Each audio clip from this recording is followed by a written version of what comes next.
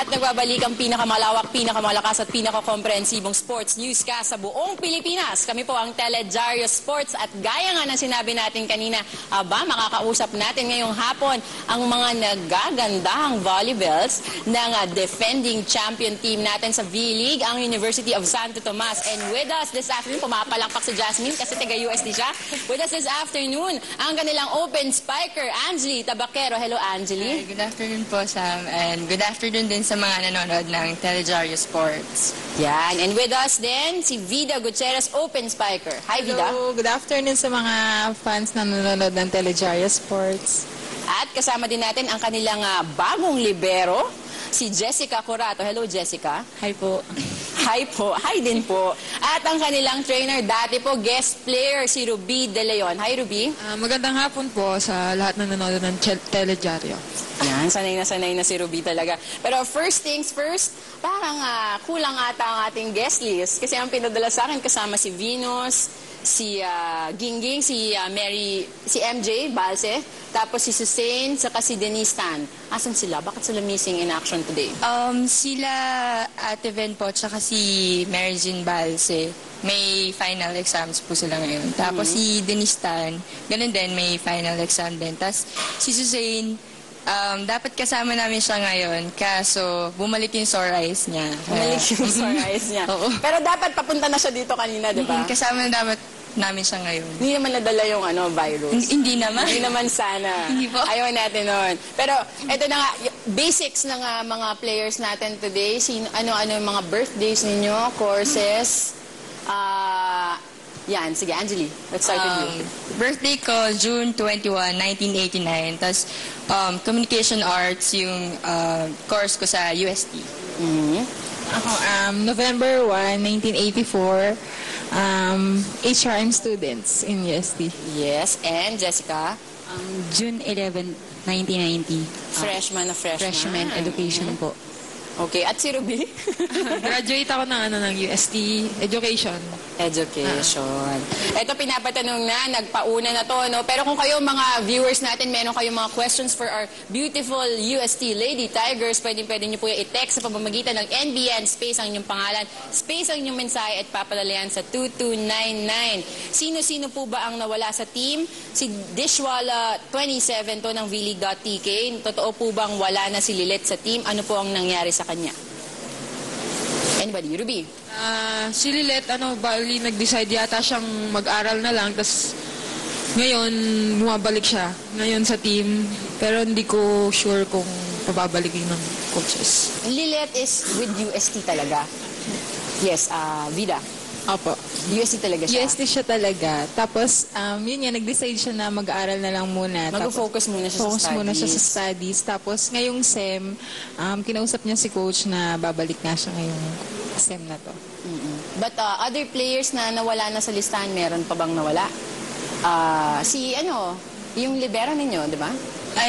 Si Cherry Ann Balsa, yung dati naming libero, she went back to Davao kasi parang magde-decide na sana mag-aral na rin muna. Like yung sa situation ni Lilet. Na yun, studies muna. But other than her, meron pa ba other people na nawala sa lineup natin? Wala na po. Intact pa rin? Intact pa rin. Okay, ito naman, pinapatanong, anong feeling ninyo na medyo malaki ang inaasahan ng tao sa inyo this coming second conference, lalong-lalo na kayo ang nag-champion last conference? Ruby, ikaw, bilang bagong trainer ng UST.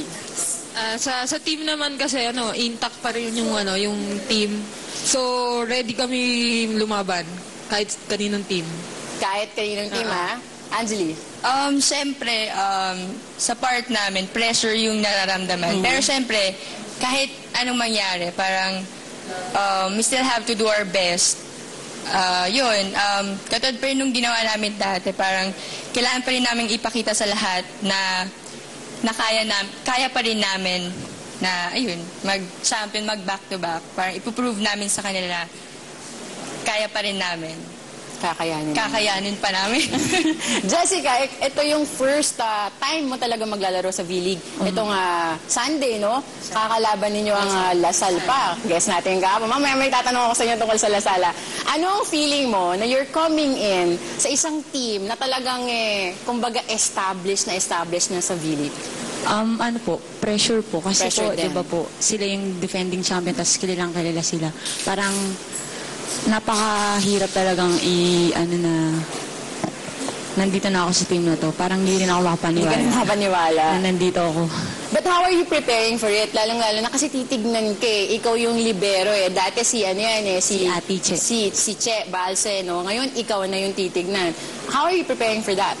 Mas mas doble yung training ko po. Mas pinupursige ko yung sarili ko na mag-training para mapakita ko din sa mga tao na dapat din akong maging libero ng UST.